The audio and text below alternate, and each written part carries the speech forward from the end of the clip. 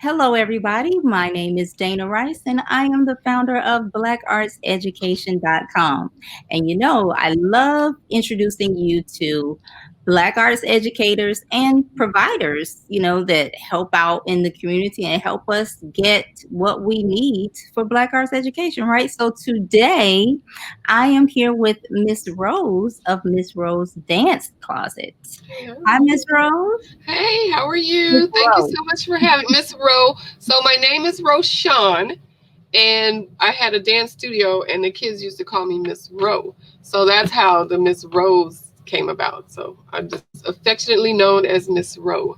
So I love it. I love it. And kids don't give you a nickname unless they really like you, right? that is true. A nice nickname. Yeah, you're right about that.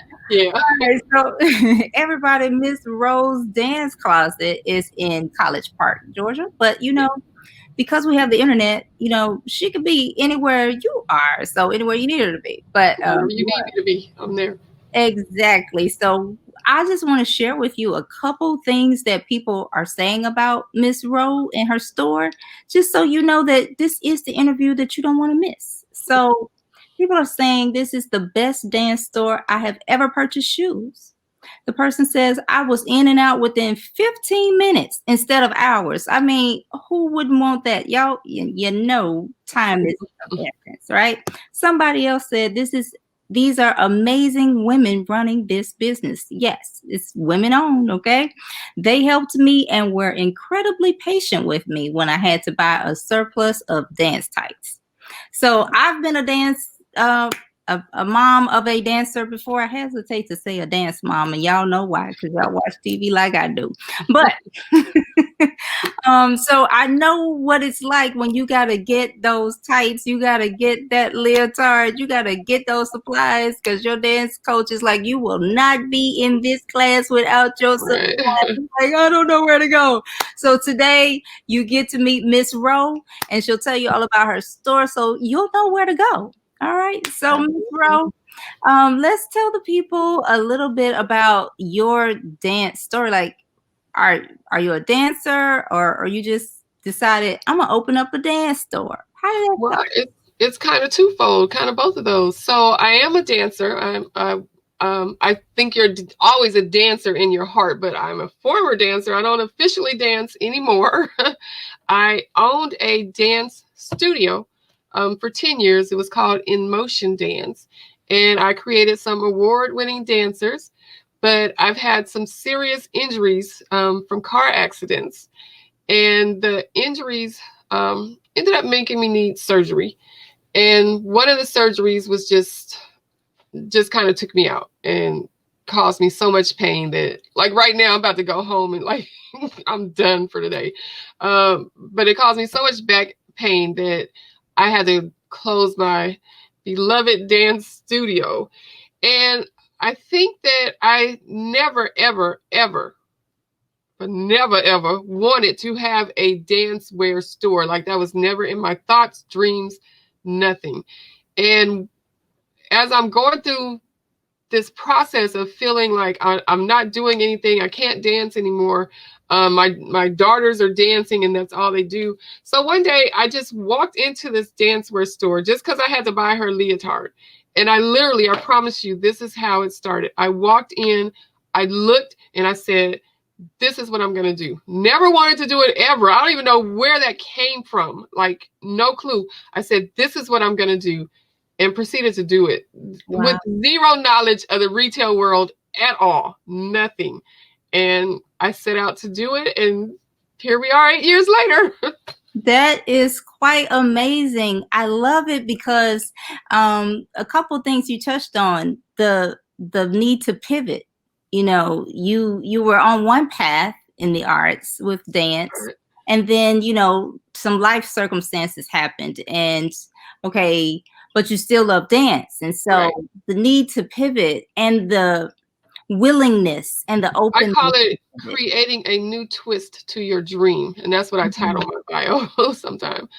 Sometimes you have to create a new twist to your dream. Yeah. And that's what I did. So it keeps me in the dance world. That's awesome. And so you're located in College Park. And was your dance school in that same area, or did you My move there? dance studio was in Riverdale, which isn't far from College Park. And then my daughter started going to Tri-Cities High School, which is a performing arts school in East Point.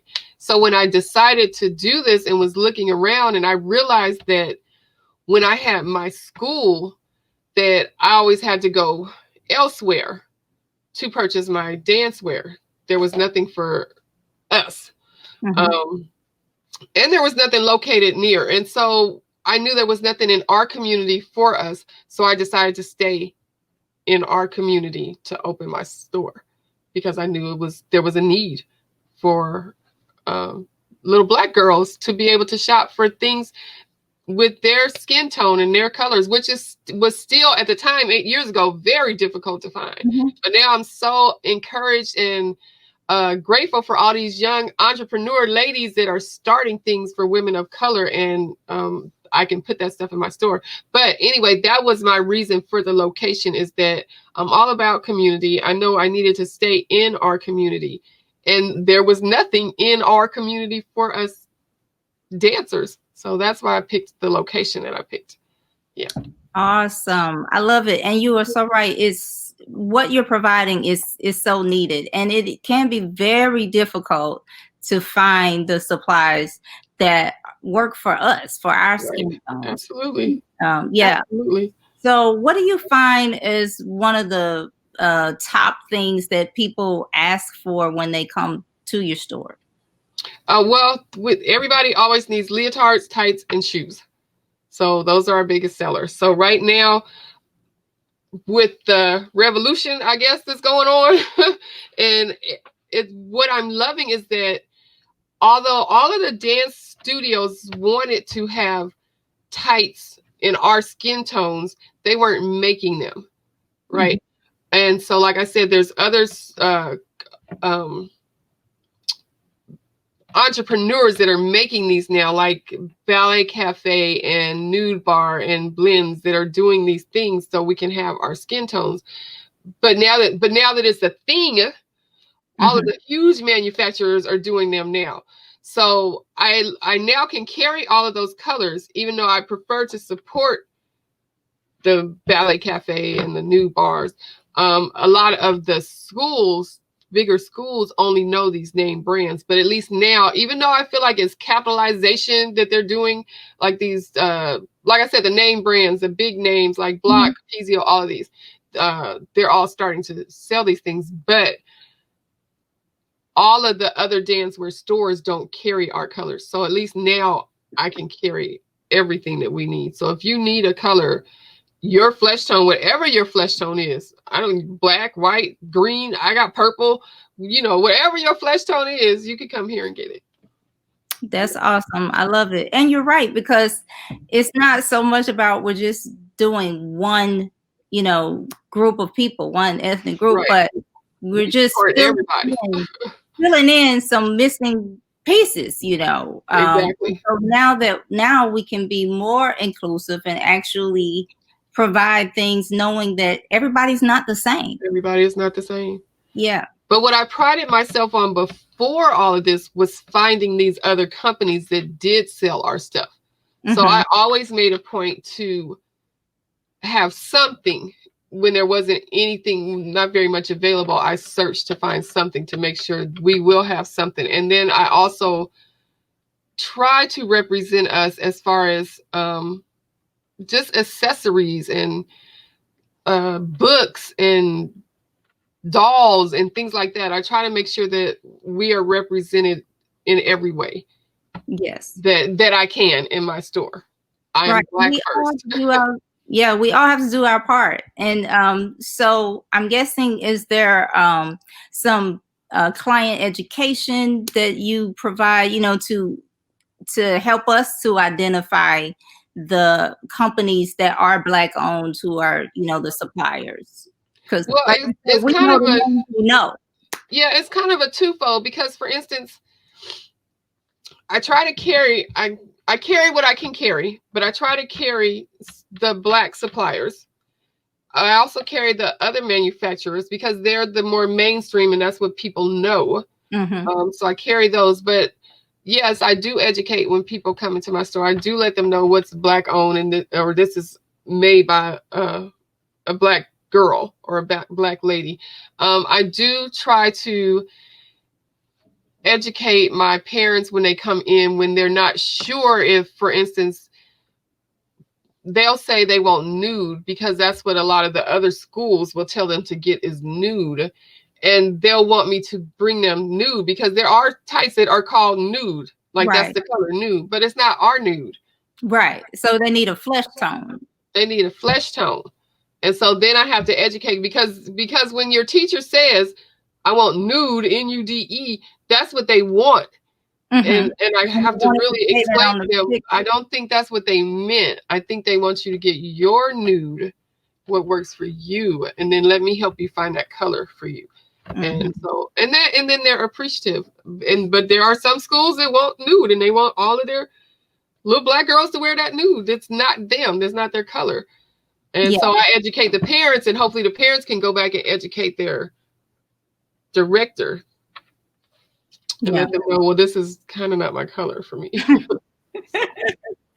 Well, it's definitely it takes each part of the triangle, I call it. So you got the parent or the client, and then you have the teacher, and then you have, you know, yourself, who's the supplier, and the parent and the teacher are in constant contact with each other when they go to class, and Right. then there's you, but you are a pivotal part because what you provide really makes the pictures look good after the show. It makes the video look, you know, you're providing us a large piece of the visual. Right. What Thank you're doing in your store. So most of the black directors, studio owners are understand. They're like they send them in for the right thing. It's the other studio owners I gotta get them straight because they don't get it yet. They still want our little girls to wear pink for flesh.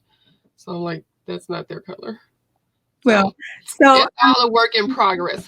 mm-hmm. And I'm guessing that your experience as a dance student and a dancer and a dance teacher really helps you to serve your clients well. It does. It does. Because I understand how they want to feel in their clothes. Our mission at Miss Rose Dance Closet is to get you to feel beautiful once you get on stage, to have the confidence that you need once you get on stage. That's our mission for everybody that walks in our door, is to, this looks good on you, it fits you well, so now you are empowered to get in class and do your best in class because you're dressed right. You look Yeah. good. So now get in there and do what you're supposed to do. So it's to empower you to be your best in class and to be your best on stage. And so that's what we want to do. We want everybody, I hope that I treat all of my customers like VIP customers. That's my goal. I'm sure some people might say, no, you don't. But my goal, and I hope that I treat all of my customers like they are so important and I love them all. And I think that I have like the best customers in the world, actually, the best clients in the world. Let me say it that way, because they keep coming back. So now they're my clients and I love them. Love it, love it, love it. So if people want to get in touch with you, how do they do that? So you can reach me at MissRoseDanceCloset.com. That's MSROS dancecloset.com, and that's our website. So I'm getting my website better, but you can order from me online too. So we can reach around the world. And you can follow me on Instagram at Miss Rose Dance Closet, and we have social media specials every month. But you have to be following me on social media to see them. So Miss Rose Dance Closet all the way across the board. Facebook, Instagram, Twitter, all of that. It's Miss Rose Dance Closet. I love it. And every time I do one of these interviews with somebody in their social, thankfully we've had everybody with the correct socials. And I try to tell everybody that keeping your social media consistent really helps us follow you. So you don't have to think about, okay, it's over here, this is, you know, XYZ, and this is JB2 over here. And no, just the same thing over and over. So I do that for me, so I know how to get on and find myself. that's what Like, I'm where saying. am I? Absolutely. Okay, a couple things I want to ask you. If you could give a piece of advice to parents who, their child is in dance and they, need supplies from time to time, what kind of advice would you give them, just in general for a dancer and also for maybe when they're coming to interact with someone like yourself? The best piece of advice I can give to anyone is that you need to not shop online and always, always, always, always try on the shoes. Don't just order shoes, because every single dance brand shoe fits different. For instance, if you wanted a Capezio shoe, it's going to fit 3 times smaller. If it's their canvas, it's 3 times smaller than a block shoe that runs 3 times bigger. So you can't just say, I get a lot of people to say, my daughter wears a 5. So a 5 ballet shoe is going to run different than her 5 regular shoe. A 5 tap shoe is going to run different than her 5 regular shoe. A 5 jazz shoe is different. So you need to, it's always best to bring the feet with you when you get ready to try on shoes. So Like that's across the board. That's for anybody. Come bring your feet in to try on your shoes. Tights can never be tried on. They're final sales, period. That's everywhere. Just like you can't go to Walmart and try on tights. But I suggest use the store and come in and get fitted. And our dressing rooms are open. We are very careful about how we do things here in our store for social distancing. We wipe everything down, but our dressing room is open.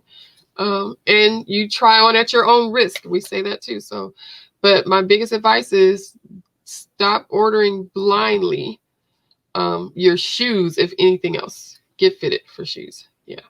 that's good advice, y'all. Did you hear that? Bring your feet in. Bring your feet. That the shoes you're buying are for, bring those feet.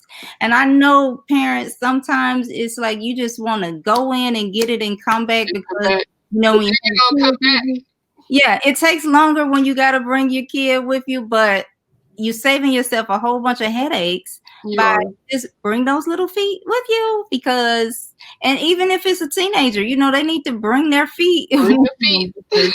I say that to everybody. I said, are you bringing the feet? They're like, yeah, we're bringing the feet. However you need to bring them. I love it. I love it. I love it. Okay, so my last question, I believe, because I could talk to you all day, Ms. Rowe.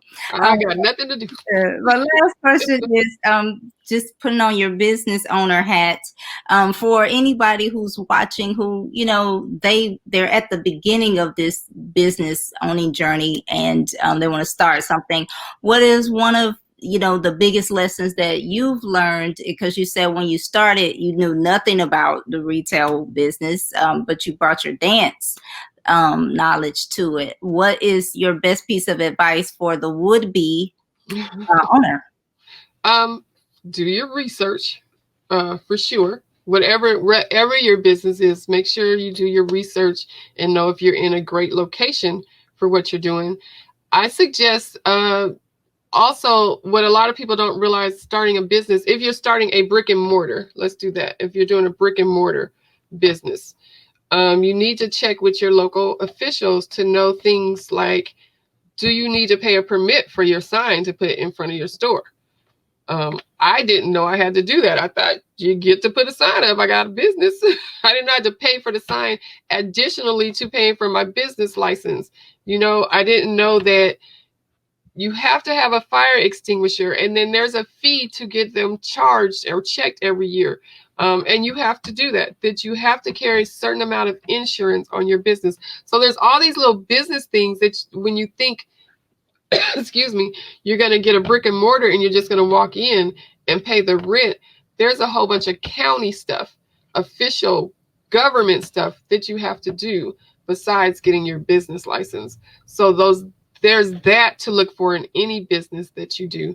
What I also recommend is, I said this when my dance studio shut down, and I'm saying it now because I'm living it right now, because my daughter just left and she was my partner. She knew how to run the store without me, and she left abruptly. So don't let me sit on here and get mad at her.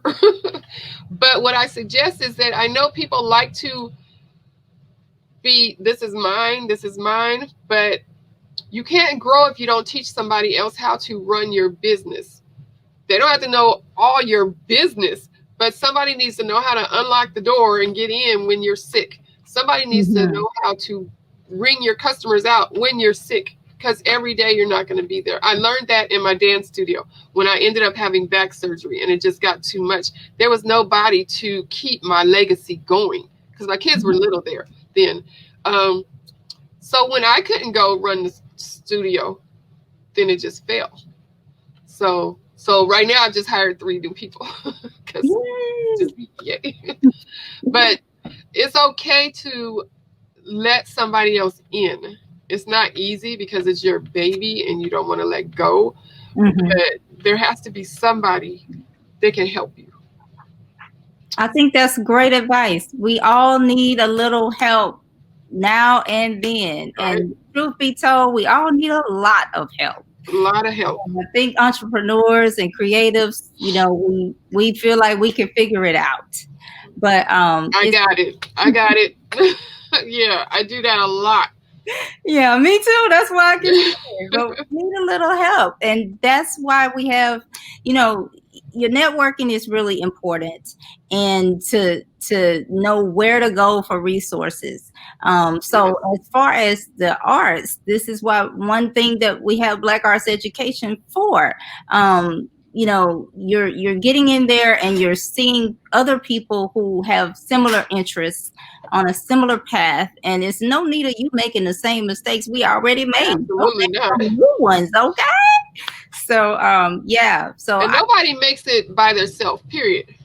Nobody can make it by themselves. So yep. you got to outsource, resource. And that is a really hard thing to learn in business, especially when you need to let somebody come in that knows more than you because you don't know everything.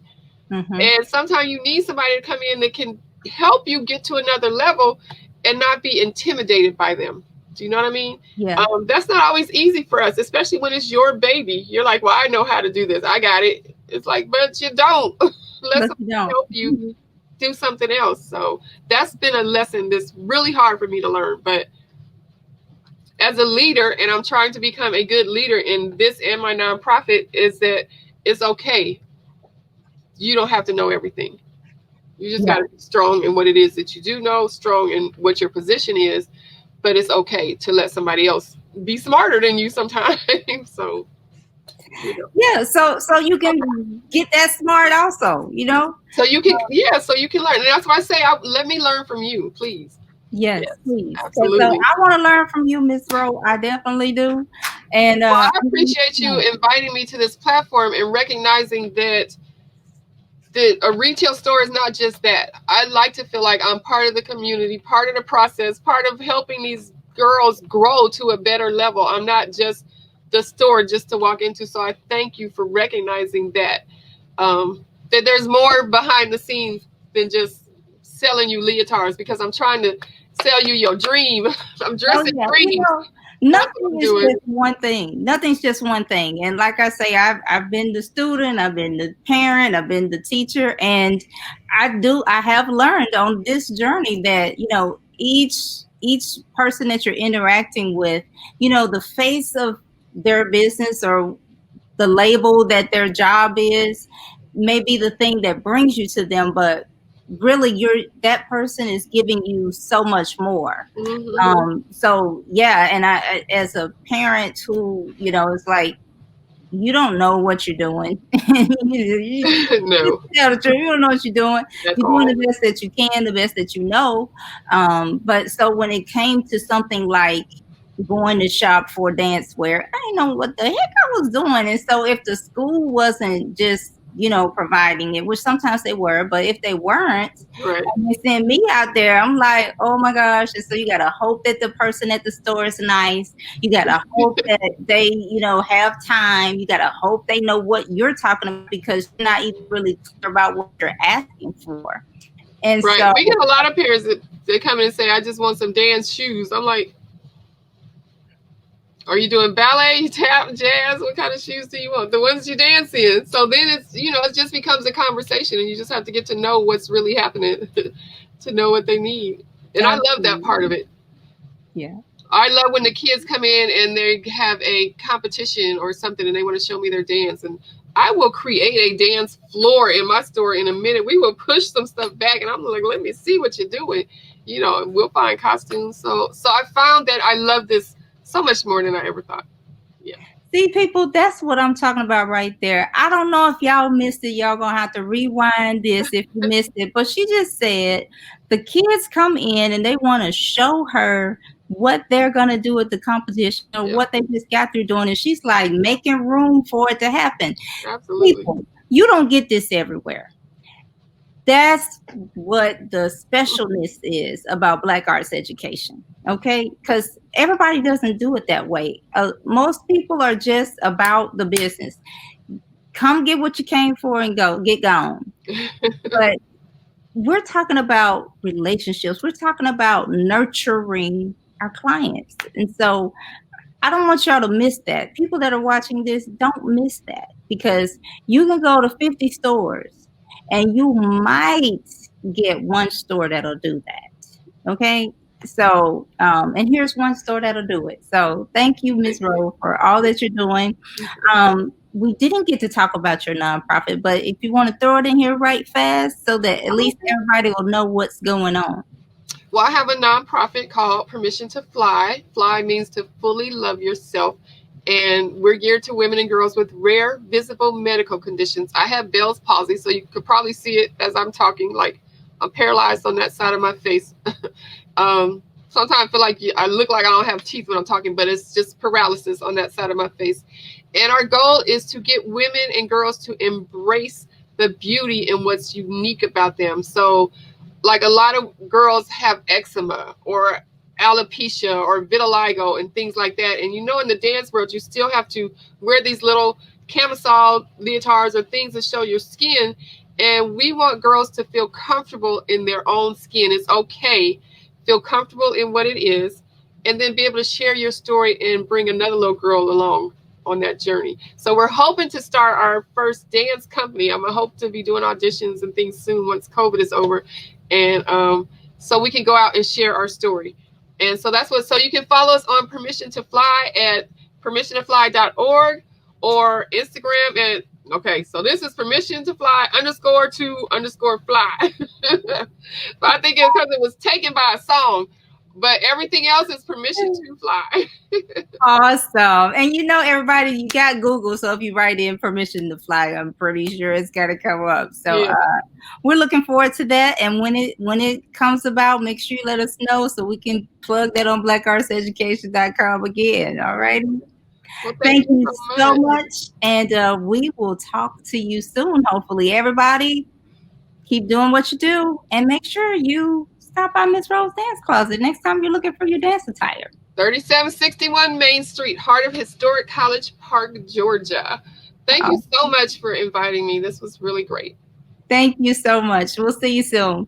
Okay. Bye-bye.